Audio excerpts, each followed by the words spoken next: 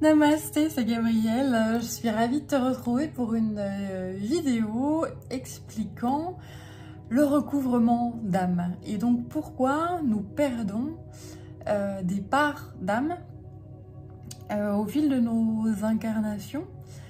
Voilà. Alors c'est parti. Donc, alors déjà, pourquoi est-ce qu'on perd des morceaux d'âme? Pourquoi est-ce qu'il y a des parts d'âme qui ne s'incarnent pas avec nous? Eh bien, il y a différentes réponses à cette question. Déjà, il s'agira de comprendre que l'âme est une énergie extrêmement fragile, mais extrêmement puissante. L'âme est une énergie qui n'est pas docile. Si elle a décidé que selon certaines situations, elle devait partir, nous laisser, nous abandonner, eh bien, il n'y a pas grand-chose qui peut la retenir, notamment lors de situations de vie qui sont choquantes, complexes, compliquées, où on n'est pas en adéquation avec soi-même. Lorsque l'on n'écoute pas notre âme, eh bien l'âme part, l'âme nous quitte, l'âme nous abandonne et eh bien soit elle reste lors de chocs par exemple de vie, elle peut rester sur place, ou alors elle peut rester avec nous, mais elle n'est pas vraiment là en fait, hein, elle n'est pas vraiment dans le corps. Oui, elle n'est pas en phase, en fait, elle est à côté, elle est pas vraiment avec nous, en fait, voilà. Et bien pour inciter dans l'amour, hein, évidemment, hein, c'est pas de la manipulation, on ne manipule pas l'âme, hein, c'est pas manipulable, l'âme c'est quelque chose qui est tellement sacré, tellement subtil que toute tentative de manipulation ou de voilà, ne marche pas, hein, c'est clairement, voilà, faut être dans une authenticité pure, et à ce moment-là on a l'honneur et la joie de recouvrer ces parts d'âme là. Voilà. Il y a des parts d'âme également que au fil de nos vies on perd. C'est-à-dire que lorsque par exemple on vit dans certaines incarnations la guerre et qu'on meurt très violemment, eh bien il y a des parts d'âme qui restent dans le corps par exemple du défunt et qui ne partent pas parce qu'ils n'ont pas conscience qu'elles sont mortes tellement c'était violent. Et à ce moment-là, eh bien, elle reste figée elle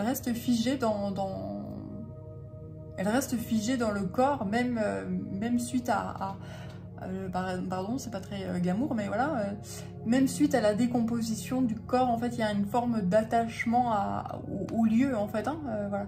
Donc c'est pour ça que lorsqu'on va, enfin moi je sais que parfois lors de voyages, quand j'approche de lieux historiques, eh bien je peux pas approcher en fait, hein, parce que je ressens en fait, hein, toute la détresse, toute la perte, toute la peur, toutes les énergies basses, c'est-à-dire que je ressens ces âmes qui sont, ou ces âmes ou ces morceaux d'âme qui sont totalement perdus en fait, hein.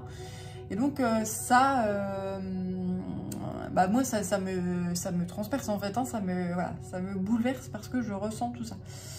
Je sens la lourdeur, je ressens... voilà. Donc parfois j'arrive, en tant que passeuse d'âme justement, je parviens à réaiguiller en fait, hein, ces parts d'âme pour que soit elles soient remises à la terre, soit elles s'envolent en fait, hein, dans les cieux et qu'elles retrouvent leur famille d'âme et leur essence. Mais voilà, parfois les âmes se disent non, moi je reste là et j'ai peur et je suis pétrifiée de peur, donc je ne veux pas de changement, je ne veux pas, voilà. Donc c'est un travail qui peut être de longue haleine, et l'âme retrouve son corps ou retrouve son noyau subtil, son noyau céleste, enfin je sais pas trop comment dire, lorsqu'elle elle a retrouvé assez de force et d'énergie pour le faire, et qu'elle est capable de retrouver ça. Voilà. Donc le recouvrement d'âme, comme je le disais, il se fait à un moment juste. Tu peux pas forcer une âme ou une part d'âme à rejoindre soit le corps du porteur, soit son essence. Tu peux pas forcer la part d'âme qui est partie. C'est pas possible, hein. Ça se fait au moment juste. Il faut savoir également que nous, les porteurs, c'est-à-dire que lorsqu'on est incarné dans un corps physique, lorsqu'on n'est pas dans l'amour de nous-mêmes et dans l'accueil de ce vide que l'on peut ressentir, et bien, et d'être dans l'amour et dans la compassion par rapport à cette perte ou cet abandon d'âme, ou ce côté, ben, je me sens pas bien dans mes pompes, où je me sens déphasée, où je me sens pas tout à fait là. Lorsqu'on n'est pas dans l'accueil de ça, de son être, ben, ça n'incite pas non plus l'âme à revenir vers nous, hein. Voilà. Donc, l'en-soi, en fait, de cette part-là, c'est déjà la découverte de soi, prendre conscience que parfois, eh bien, on n'est pas totalement soi, et découvrir qu'il y a des parts de soi qui peuvent être éparpillées à droite et à gauche. Et ça, on n'a pas forcément conscience de ce genre de choses-là. Et lorsqu'on en prend conscience et qu'on est dans l'amour et dans l'accueil de soi, dans le non-jugement et dans un travail justement sur sa propre personne, eh bien, peu à peu, on peut justement avoir la chance et les bénédictions nécessaires pour recouvrer ces âmes-là. Ça peut attirer à nouveau notre âme dans notre incarnation terrestre. Et c'est là qu'on arrive à avoir une vie beaucoup plus alignée et beaucoup plus emplie. Alors, comment fait-on pour recouvrer son âme? Alors, je le disais à l'instant, il y a plusieurs possibilités, soit déjà le travail sur soi, la conscientisation de ces pertes d'âme-là, le travail notamment sur des vies antérieures, ou le travail sur les blessures d'âme. Qu'est-ce qui fait que, pourquoi est-ce que je me sens rejetée, abandonnée, humiliée, trahie? Pourquoi est-ce que je me sens pas en phase avec moi-même? Et le but du jeu, c'est d'être toujours dans l'accueil de ça et de l'amour de ça, et ça permet déjà soi-même parfois de s'auto-guérir. Et lorsque, eh bien, c'est quelque chose qu'on n'arrive pas à faire, eh bien, se rapprocher de personnes qui travaillent dans ce genre d'affaires-là, donc les passeurs d'âme. Je suis moi-même passeuse d'âme, et comme je dis souvent avec nos défunts, hein, je les aide à passer au-delà dans les voiles subtils, et mais également pour les vivants, hein. Souvent on dit que le passeur d'âme il travaille avec les entités qui sont passées de l'autre côté, mais moi je travaille aussi avec les vivants, hein. Nous avons tous des blessures d'âme, et peu à peu, j'aide à recouvrer donc l'âme pour moi-même, hein, parce que bien sûr que j'ai des blessures, mais j'aide aussi mon prochain à recouvrer l'âme dans la mesure du possible, et quand ceci est juste, hein, bien évidemment.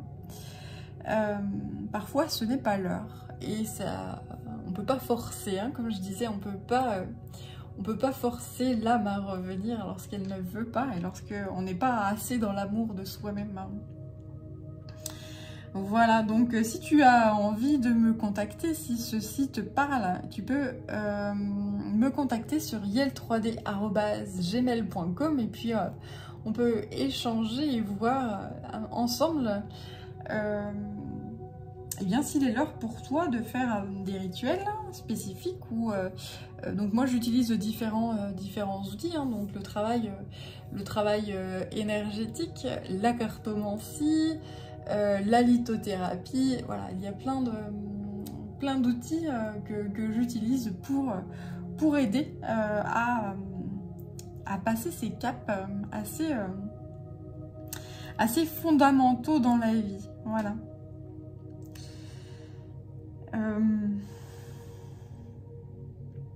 Il faut savoir également que lorsqu'on arrive à recouvrer l'âme, ça aide, dans les énergies subtiles, ça aide nos frères et sœurs d'âme. Donc ça aide nos lignées en fait, hein, d'âme, nos âmes sœurs, ça les aide. Hein, voilà, lorsqu'on arrive à faire du recouvrement d'âme, que notre part de soi-même revient à nous, eh bien c'est une joie incommensurable et beaucoup d'amour et beaucoup de gratitude qui se déversent dans les énergies subtiles. Et ils sont tellement fiers et heureux dans l'au-delà lorsqu'on parvient à se recentrer et à retrouver notre propre unité en fait, hein, dans notre incarnation et dans notre vie. Voilà, c'est une immense joie et une fête, voilà. C'est le paradis, hein, voilà. Ils sont très heureux dans les énergies subtiles. Nos âmes sœurs sont très heureux lorsqu'on recouvre l'âme. Parce qu'on guérit en fait, hein, on va sur le chemin de la guérison et on va peu à peu sur le chemin de l'unité, de la lumière, de l'amour, et les blessures sont cautérisées et donc voilà, on peut justement cheminer et on peut donc avancer et surtout ascensionner et changer sa vibration et changer sa façon de vivre, sa façon de déguster la vie, ouais. Voilà, c'est ça. Donc c'est des phases et des étapes de vie qui sont très importantes, hein. Voilà. Il faut savoir aussi, donc là je vais t'expliquer un petit peu moi comment je travaille.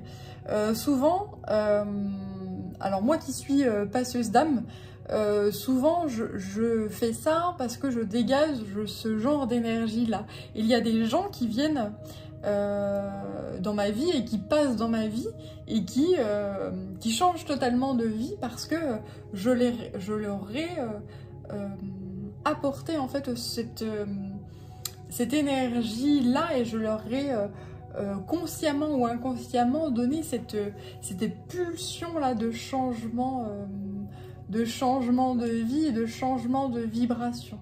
Et j'aide à passer en fait, hein, des seuils et des caps comme ça de vie. Voilà, et c'est très, voilà, pour moi c'est toujours très gratifiant. Alors j'ai pas toujours les retours, hein, des personnes qui passent ces caps-là, et tout ceci est juste et ok, il n'y a pas de souci. Mais souvent, voilà, quand j'ai des retours, c'est très impressionnant de voir les transformations radicales que les personnes peuvent obtenir et qui sont très bénéfiques pour elles. C'est très beau. Voilà. Eh bien écoute, j'en ai terminé pour cette vidéo, voilà, en tant que passeuse d'âme. Et donc qu'est-ce que le recouvrement d'âme et à quoi il sert? Eh bien il sert retrouver une vie beaucoup plus alignée, épanouissante et de bonheur. Il y a donc à changer de cap et changer de level et ascensionner. Voilà. Eh bien, je te dis à très bientôt. Prends bien soin de toi et bonne conscientisation et bonne assimilation, parce que voilà, je pense qu'il y a des gens qui vont avoir des déclics suite à cette petite vidéo là, hein. Donc eh bien n'hésite pas à m'en faire part en commentaire ou par mail sur yel3d@gmail.com, et n'hésite pas à t'abonner à cette chaîne si le cœur t'en dit. Prends bien soin de toi et à très vite. Ciao.